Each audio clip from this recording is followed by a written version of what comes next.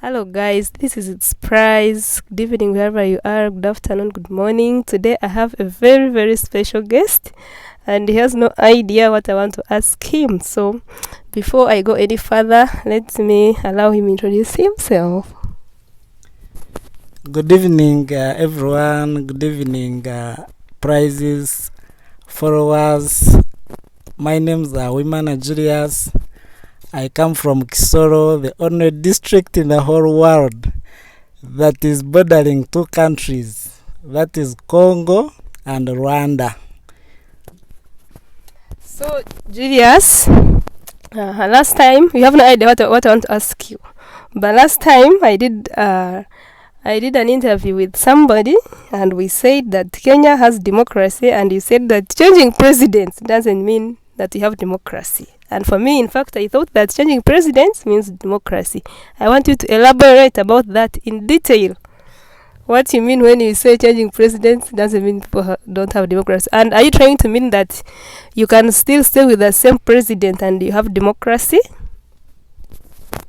Yeah, one thing about democracy really, especially in the African setup, I don't think we understand what democracy is. Because with democracy comes a lot of aspects, especially like the multi-party dispensation, of which Uganda, Kenya, and any other African country falls. So the reason as to why I said that, I actually meant it. Because I'm not so much into politics, but at the end of the day, I do follow politics. And I've worked mainly in Uganda, Kenya, so I know what happens, I know what is taking place. If you are calling it democracy, what has happened in Kenya? And as we speak now, Raila Odinga, who would be the president by now, and he still insists he's the president. He's saying that he wants to start a 1 million march going to the High Court because he doesn't agree with the ruling. So I would have expected democracy. If Ruto has passed through, Raila Odinga wouldn't be going and making all sorts of comedy like I'm seeing. Excuse me.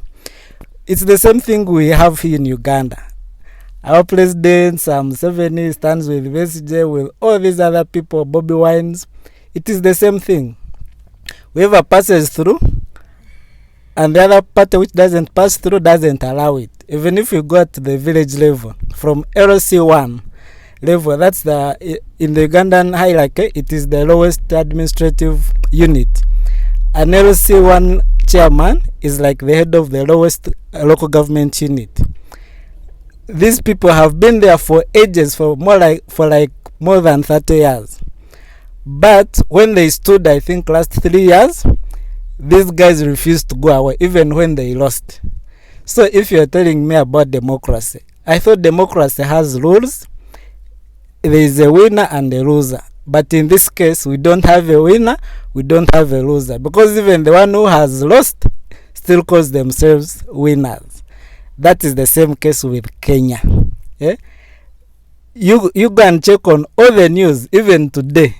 Odinga still insists that he's the one who won and doesn't agree or accept what came out of the High Court decision. Oh, okay, now I understand. So, which country has democracy? Because now if a country like Uganda, of course then there will never be democracy because there will always be opposition. So, give me an example of a country that has democracy.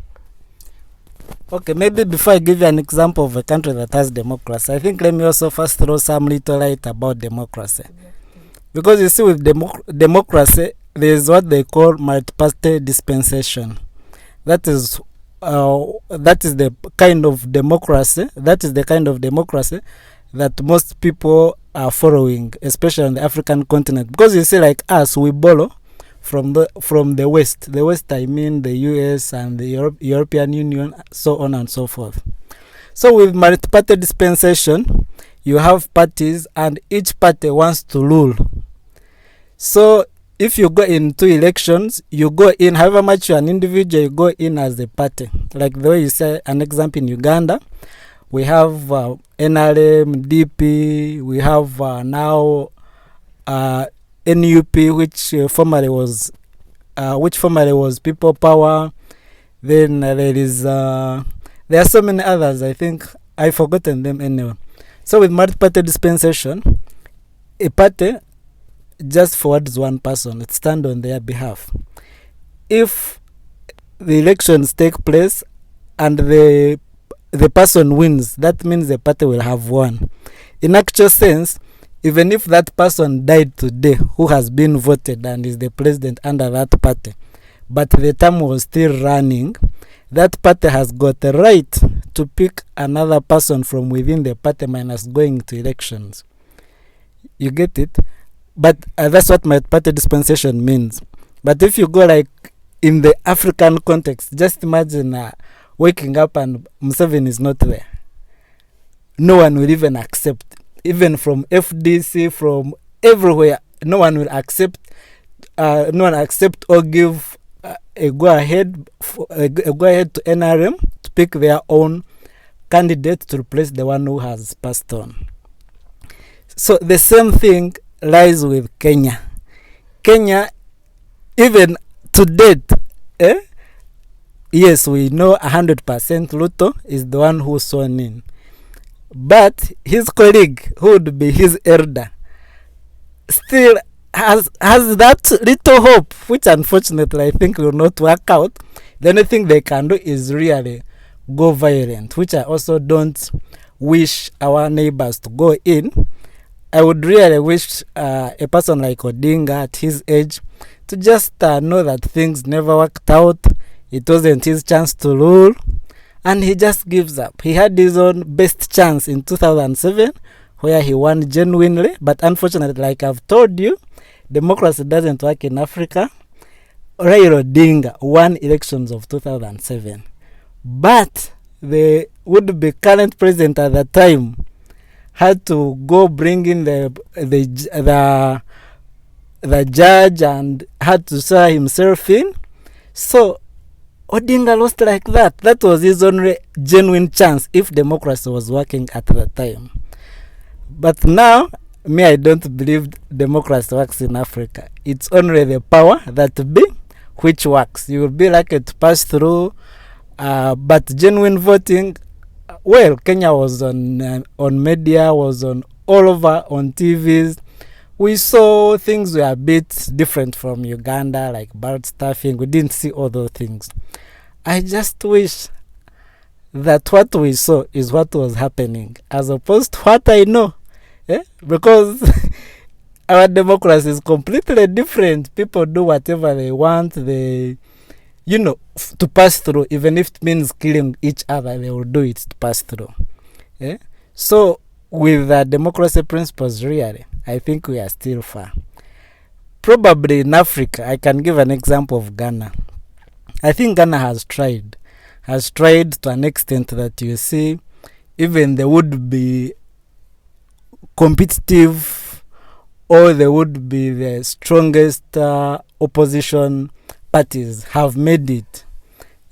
They've changed presidents several times, and you really see they are trying, not like our Kenya, Uganda. For that, we still need God's intervention to first understand what multi-party dispensation is. If we understand that topic properly and we just follow the rules, it's a matter of following the rules. You just know person A and person B are standing against each other. Then there is no stealing of votes. There is no intimidating each other's camps. You go in for like debates on TV. We see which party has ideas or which person has ideas. Because you see, for you talking about Kenya, we know they put for them a televised debate. And Odinga chickened. He didn't go. It's actually maybe there would be the deputies who managed to do it. But Ruto was alone on TV. So what kind of democracy is that? Thank you so much, Julius. Actually, I didn't know what democracy is. I thought changing presidents means democracy, but now I know.